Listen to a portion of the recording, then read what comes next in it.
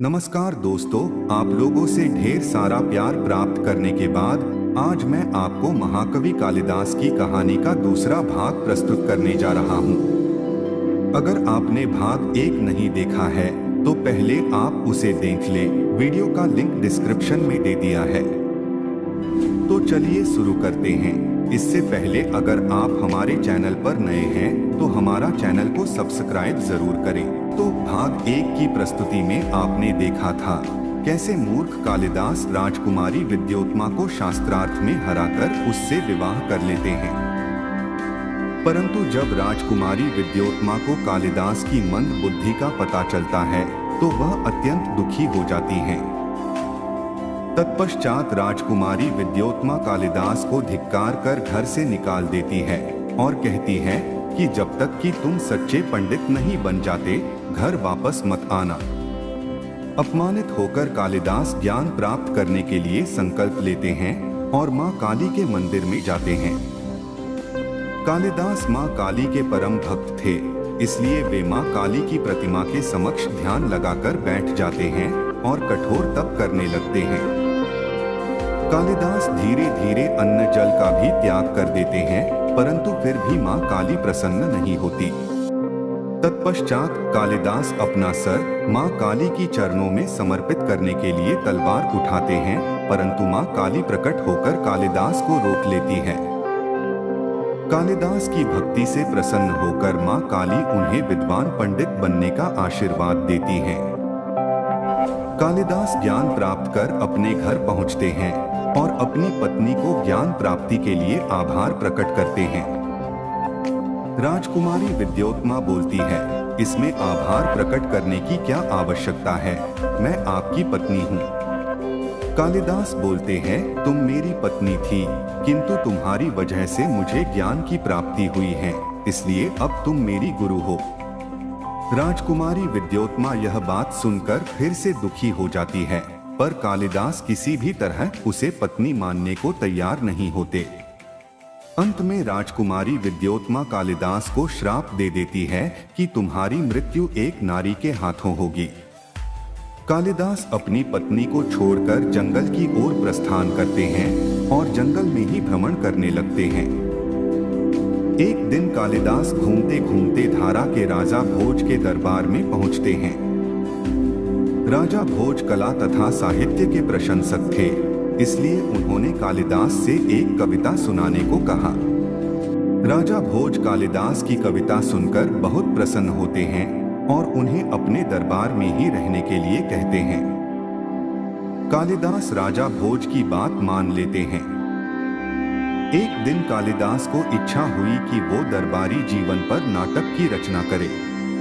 कालिदास नाटक की रचना करने लगते हैं, जिसमें मालविकाग्निमित्रम उनका पहला नाटक था।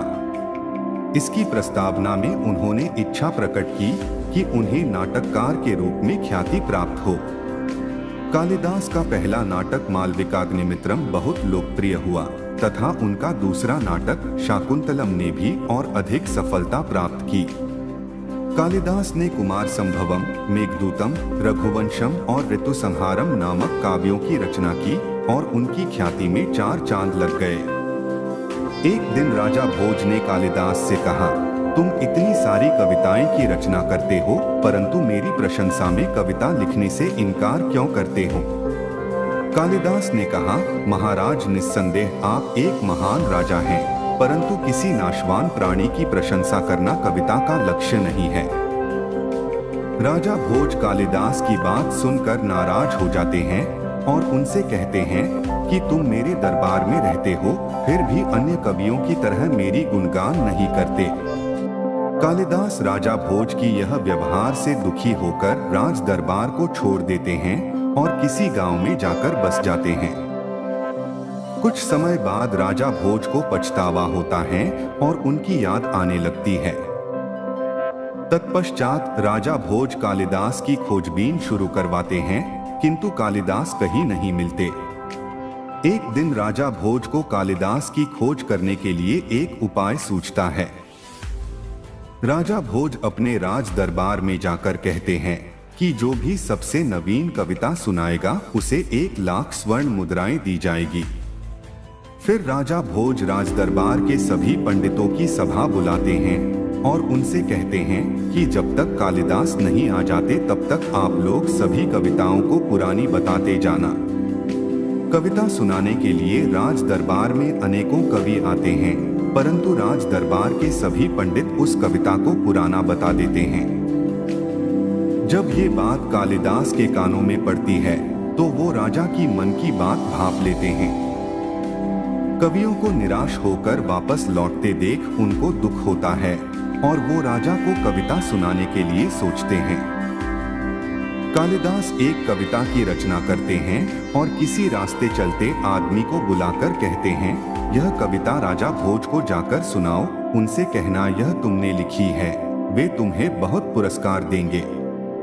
वह आदमी उनसे कहता है, परंतु मैं ना कोई कवि हूँ ना कोई विद्वान, मैं यह कविता कैसे सुना सकता हूँ। इस पर कालिदास कहते हैं, मेरी बात मानो और यह कविता जाकर सुनाओ, तुम्हें बहुत सारा धन प्राप्त होगा। वह आदमी कालिदास की बात सुनकर राजा भोज के दरबार में जाकर कविता सुनाने लगता है। कविता में कालिदास ने लिखा था, आपके पिता ने कभी मुझसे 91 करोड़ स्वर्ण मुद्राएं उधार ली थीं, जो अब तक आपने उस धनराशि को नहीं लौटाया है। राज दरबार के सभी पंडित यह कविता सुनकर सन्न रह जाते हैं। वह आदमी उन सभी पंडितों से पूछता है, आप सबने मेरी कविता को पहले कभी सुना है क्या? राज दरबार के सभी पंडित असमंजस में पड़ जाते हैं। यदि हाँ कहते हैं तो राजा को 91 करोड़ स्वर्ण मुद्राएं देना पड़ेगा, यदि ना कहते हैं तो यह कविता नहीं मानी जाएगी। वह आदमी कहता है, यदि आपके विद्वानों ने मेरी कविता पहले न सुनी हो तो यह नहीं मानी जानी चाहिए और मुझे 1 लाख मुद्राएं मिलनी चाहिए। राजा भोज उस आदमी की चतुराई से बहुत प्रसन्न होते हैं और उसे 1 लाख स्वर्ण मुद्राएं देते हैं। राजा भोज उस आदमी से कहते हैं, क्या यह कविता तुमने खुद लिखी है?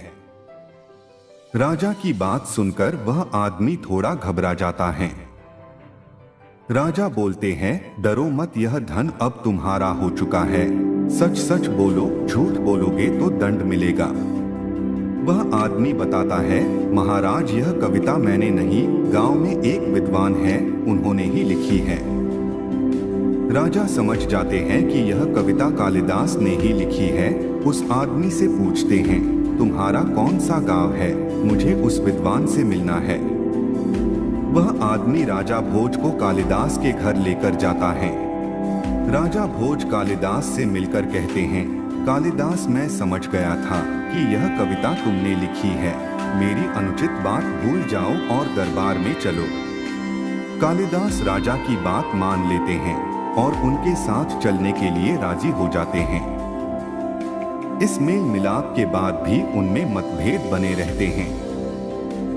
जब भी कोई ऐसी वैसी बात होती, कालिदास कहीं चले जाते थे और बहुत मनाने के बाद ही लौटते थे। एक बार ऐसा हुआ कि कालिदास दरबार में आने से इनकार कर देते हैं। राजा भोज को यह जानने की इच्छा होती है कि कालिदास उनके बारे में क्या सोचते हैं, इसलिए राजा भोज भेष बदलकर कालिदास के पास पहुंचते हैं। राजा कालिदास को देखकर उनको प्रणाम करते हैं और उनसे कहते हैं कि मैं धारा नगर से आया हूँ। कालिदास उन्हें पधारने के लिए कहते हैं और राजा भोज के बारे में पूछते हैं। राजा बोलते हैं कि उनका तो हाल में ही देहांत हो चुका है। कालिदास राजा की मृत्यु पर बहुत भावुक होते हैं और उनके गुणगान में एक कविता सुनाते हैं। तब राजा भोज अपने असली रूप में आकर बोलते हैं, कालिदास आखिरकार आज तुमने कविता में मेरा गुणगान कर ही दिया। कालिदास राजा भोज को जिंदा देखकर बहुत प्रसन्न होते हैं और उन्हें गले से लगा लेते हैं। कुछ समय बाद दोनों में फिर से मनमुटाव हो जाता है और कालिदास श्रीलंका चले जाते हैं। श्रीलंका के नरेश कुमार दास कालिदास का बड़ा मान करते थे, फिर भी कालिदास उनके पास न जाने का निश्चय करते हैं। कालिदास सोचते हैं, यदि राजा कुमार दास को मेरे आने का पता चल गया तो वे राजा भोज को सूचना दे सकते हैं। अतः कालिदास किसी नर्तकी के यहाँ ठहर जाते हैं। राजा भोज की ही तरह कुमारदास भी साहित्य तथा कला के बड़े प्रेमी थे, इसलिए वो अपने नगर में ऐलान करवाते हैं कि जो कोई भी इस छंद को पूरा करेगा उसे महाराज 1,00,000 स्वर्ण मुद्राएं प्रदान करेंगे। किंतु कोई भी उस छंद को पूरा नहीं कर पाता। तब एक नर्तकी यह बात कालिदास को बताती है। कालिदास उस नर्तकी से कहते हैं, यह छंद तो बहुत आसान है, मैं इसे पूरा कर सकता हूँ। नर्तकी कालिदास से छंद की रचना करने के लिए कहती है। नर्तकी सोचती है कि इस छंद पर महाराज मुझे अवश्य पुरस्कार देंगे, किंतु यह कालिदास ले लेगा। इसलिए वह कालिदास को पीछे से छुरा भोंक देती है, जिससे कालिदास की मृत्यु हो जाती है। नर्तकी जब वह छंद कुमारदास को सुनाती है तो वो बहुत प्रसन्न होते हैं।